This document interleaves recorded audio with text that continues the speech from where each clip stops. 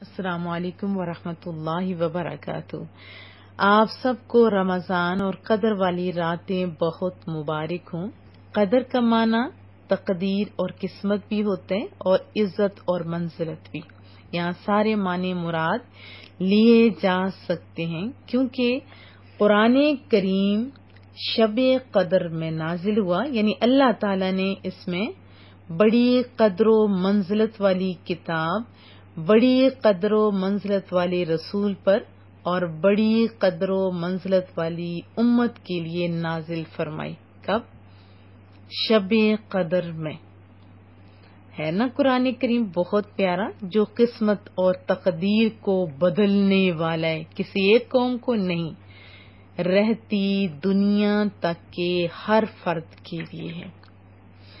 یہ شانیں، یہ عزتیں قرآن کریم کے سبب ہوئی نا، جیسے انا انزلناہ فی لیلۃ القدر، بے شک ہم نے شب قدر میں قرآن کریم کو اتارا ہے۔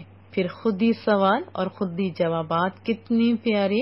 وما ادراک ما لیلۃ القدر، آپ کو جانتے ہیں کہ شب قدر کیا ہے؟ رب فرما رہے شب قدر لیلۃ القدر خیر من الف شہر، شب قدر 1000 مہینوں سے بہتر ہے۔ آپ ذرا 12 پہ اس کو ڈیوائڈ تو کیجیے، ایک سال 12 منتھ کا ہوتا ہے نا، تو 84 پلس ایئرز بن جاتے ہیں۔ ایک رات 1000 مہینوں سے بہتر ہے۔ مولا کریم اس میں ہوا کیا؟ ایک تو بتایا قرآن کریم نازل ہوا، تو پھر یہ 1000 مہینوں سے بہتر رات، اس میں ہوتا کیا ہے؟ فرمایا تنزل الملائکۃ والروح فیہا باذن ربہم من کل امر، اس رات میں فرشتے اور روح القدس اترتے ہیں اللہ تعالی کے حکم سے ہر امر خیر کے لیے۔ توجہ کی حاجت، من کل امر، ہر امر خیر کے لیے۔ فرمایا کہ پریشان نہیں ہوتے ہیں نا لوگ، بزی ہوتے ہیں، ٹائم کچھ بزی ہوتے ہیں، جیسے بزنس کر رہے ہیں، ریڈیو والے بھی ہوتے ہیں، چھوٹی بڑی ہر جاب والے کا اللہ کو تو خیال ہے نا۔ فرمایا اس قدر والی رات کا دورانیہ یا حتی مطلع الفجر، یہ جو سراسر امن و سلامتی والی رات ہے، یہ طلوع فجر تک رہتی ہے۔ کب تک رہتی؟ طلوع فجر تک رہتی ہے۔ کچھ فضائل جان لیتے ہیں۔ احادیث طیبہ، جیسے حضرت ابو ہریرہ راوی ہیں، رسول اللہ صلی اللہ علیہ وسلم نے فرمایا، جس نے اس رات میں ایمان اور اخلاص کے ساتھ شب بیداری کر کے عبادت کی تو اللہ تعالیٰ اس کے سابقہ صغیرہ گناہ بخش دیتا ہے، بحوالہ بخاری شریف۔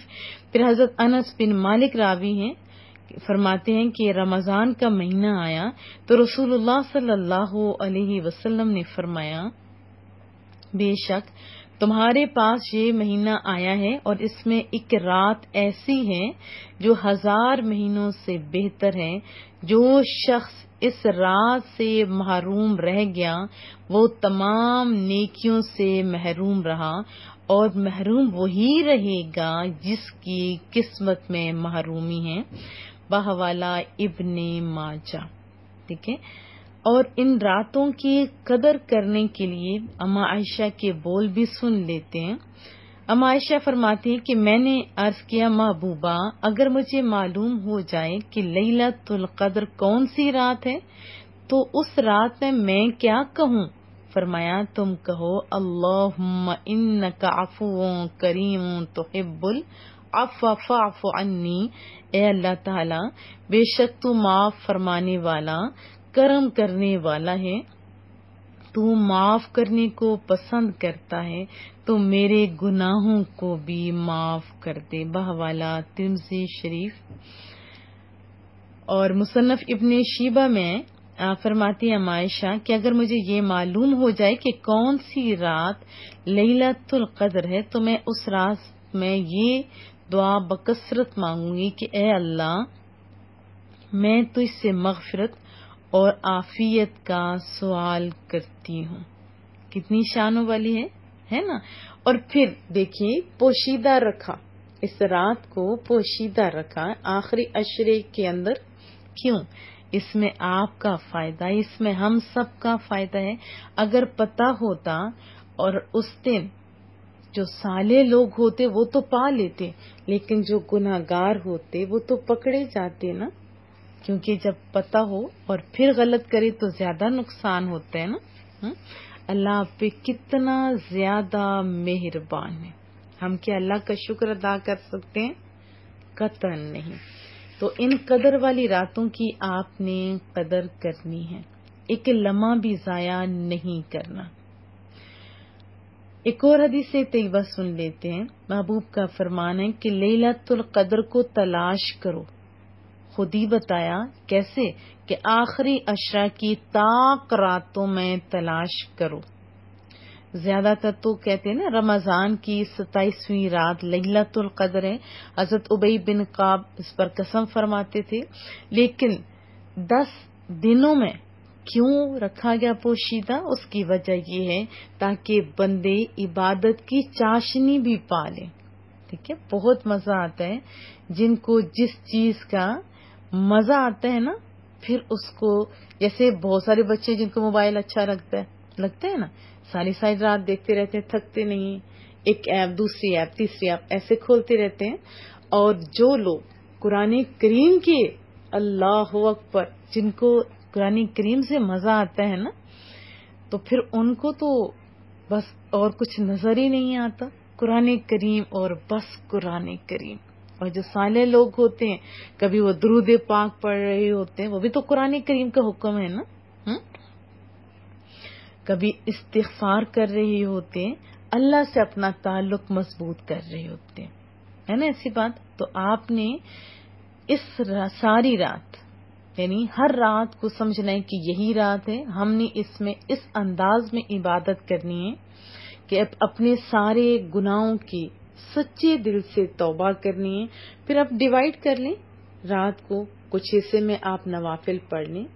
اور میں یہ ضرور کہوں گی کہ جن لوگوں کی قضا نمازیں رہتی ہیں وہ ان کو پڑھیں گے تو زیادہ ثواب ہوگا، کیونکہ فرض جو ہے وہ تو قرض ہے نا آپ کے اوپر.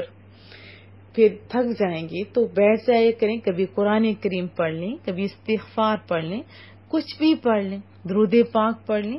تو ان شانوں والی راتوں میں خود بھی اور اپنے گھر والوں کو بھی، کیونکہ رسول اللہ صلی اللہ علیہ وسلم، اما عائشہ فرماتی ہیں کہ معمول تھا محبوب کریم کا کہ آخری عشاء جیسے ہی شروع ہوتا تو اپنا تہبند کس کر باندھ لیتے، راتوں کو ذکر الہی سے یعنی تر رکھتے تھے اپنی زبان کو، یعنی راتوں کو ذکر الہی سے زندہ کرتے اور اپنے اہل و عیال کو بھی عبادت کے لیے جگاتے تھے. حضرت انس سے مروی ہے رضی اللہ عنہ کہ محبوب کا فرمان ہے، لیلۃ القدر کو جبرائیل امین ایک جمع غفیر کے ساتھ زمین پر اترتے ہیں اور ملائکہ کا یہ گروہ ہر اس بندے کے لیے دعائے مغفرت اور التجائے رحمت کرتا ہے جو کھڑے ہوئے یا بیٹھے ہوئے اللہ کے ذکر میں مشغول ہوتے ہیں. اور ایک روایت میں یہ بھی ہے کہ ان سے مصافحہ بھی کرتے ہیں. اب دیکھیں کتنے لکی ہیں وہ لوگ جو رات کو اپنے رب کی یاد میں بسر کرتے ہیں. جبرائیل اور فرشتے اس کے ساتھ مصافحہ کرنے کا شرف حاصل کرنے کے لیے کہاں سے آتے ہیں؟ آسمان سے اتر کر اس کے پاس آتے ہیں اور اس بندے کی جو اللہ کی یاد میں رات بسر کر رہا ہوتا ہے اس کے لیے مغفرت اور بخشش کے لیے دعائیں مانگتے ہیں. محبوب کریم اس آخری عشرے میں، رمضان کے آخری عشرے میں خصوصی اہتمام فرماتے.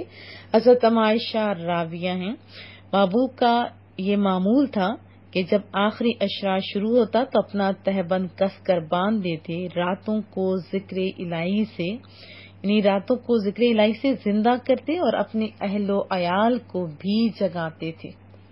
خالی خود نہیں بلکہ اپنی فیملی کو بھی جگاتے تھے. ایک دفعہ محبوب کریم نے، حضرت مجاہد راوی ہیں، ایک تذکرہ کیا کس کا؟ بنی اسرائیل کے ایک شخص کا کہ اس نے 1000 مہینے راہ خدا میں جہاد کیا. اب مسلمانوں کو تو تعجب بھی ہوا تو یہ آیات مبارکہ نازل ہوئی کیونکہ صحابہ کرام کا انداز ہم سے بالکل جدا تھا.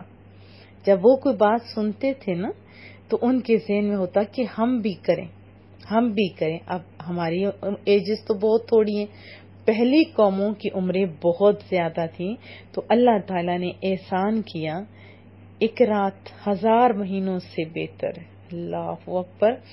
تو ہمیں اس کی قدر کرنی چاہیے. حضرت انس بن مالک سے روایت ہے، رسول اللہ کا فرمان کہ اللہ تعالیٰ نے میری امت کو شب قدر کا تحفہ عطا فرمایا اور ان سے پہلے اور کسی کو یہ رات عطا نہیں فرمائی.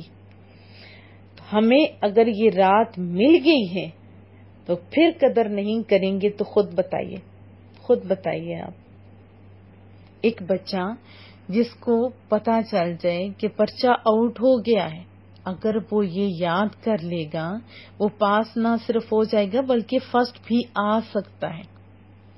لیکن اگر وہ بچہ پتا چلنے کے باوجود نہ پڑے تو آپ اس کو کیا کہیں گے؟ اس کو؟ اسی طرح آپ کو پتہ تو چل چکا ہے کہ ایک رات 1000 مہینوں سے بہتر ہے، پھر 100 کے گزاریں گے تو پھر کیا سمجھتے ہیں آپ میں اور اس بچے میں کیا فرق ہوگا؟ تو کیا میں توقع رکھوں کہ انشاءاللہ تعالی آپ اس قدر والی رات کی قدر کریں گے. اگر قرآن کریم نازل ہو جس رات میں تو اس رات کو بھی شان اتنی اللہ بڑھا دے، 1000 مہینوں سے بہتر کر دے. 1000 مہینے آپ ذرا 12 سے تقسیم تو کریں، ایک سال 12 مہینے کا ہوتا ہے نا، 84+ ایئرز بن جاتے ہیں. اور پھر اس ایک رات کی وجہ سے آخری عشرے کو فضیلت اور پھر پورے مہینے کو فضیلت مل جاتی ہے. اگر نوافل پڑھتے ہو تو فرائض کا ثواب ملتا ہے، نیکیوں کا ثواب زیادہ بڑھ جاتا ہے. تو پھر پیار آتا ہے نا محبوب کریم پہ بھی. جس دن رسول اللہ تشریف لائے ہوں گے اس دن اور اس مہینے کی شان کیا ہوگی.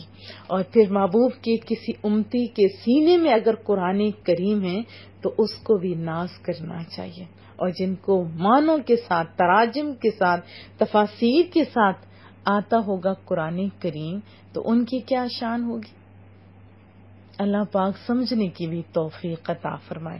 ان قدر والی راتوں میں آپ دیکھیں، جیسے میں نے عرض کیا، ڈیوائڈ کر سکتے ہیں کہ اتنے ٹائم میں نوافل پڑھوں گی، اتنے ٹائم میں درود پاک پڑھوں گی، اتنے ٹائم کچھ، یعنی بندہ تھک جاتے ہیں نا. خیر جن کو محبت ہوتی وہ تھکتے بھی نہیں. جیسے بچوں کو دیکھیں تو سے موبائل ساری رات یوز کرتے ہیں، کیا وہ تھکتے ہیں؟ نہیں، کیونکہ جس سے محبت ہوتی ہے نا تھوڑا کم احساس ہوتا ہے تھکاوٹ کا. تو بہرحال تھک بھی جاتے ہیں، انسان ہے نا.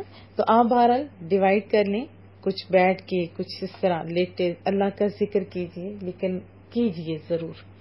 اور بار بار عرض کر رہی ہوں، قضا نمازیں آپ کے اوپر وہ فرض ہے. فرض تو قرض ہوتا ہے، وہ اتاریے. اگر وہ اتاریں گے انشاءاللہ تعالی، یہ مت ڈریں کہ اتنا زیادہ ہمارے اوپر فرائض رہتے ہیں تو کیسے ہم پورا کر سکتے ہیں. ابتدا تو کر دیجئے نا. جب آپ ابتدا کریں گے تو اللہ تعالیٰ آپ کو اس طرف شوق بھی کروا دے گا اور آپ انشاءاللہ پوری بھی کر لیں گے. ابتدا تو ہوگی، کچھ تو کم ہوگی نا. اللہ پاک سمجھنے کی توفیق عطا فرمائے. دعاؤں کی درخواست رہے گی مجھے، ہماری جتنی ایڈمنس ہیں، ہمارے اداروں میں کام کرنے والے، جن کی جس طرح بھی تعاون ہمارے ساتھ ہوتا ہے، اسپیشلی مالی تعاون، ان سب کے لیے لازمی دعا کیجیے. کریم رب سے دعائے مولا کریمہ سب کی عبادات کو مقبول فرما اور ہماری دعاؤں کو بھی مقبول فرما.